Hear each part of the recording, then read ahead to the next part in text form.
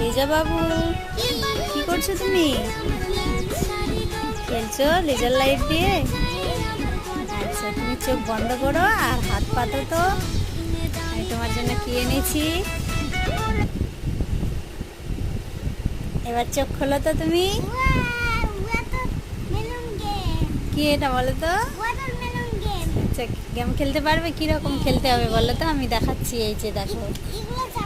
হ্যাঁ, একটাতে কি হবে রেড কালার, একটাতে হবে গ্রিন কালার। করো তো।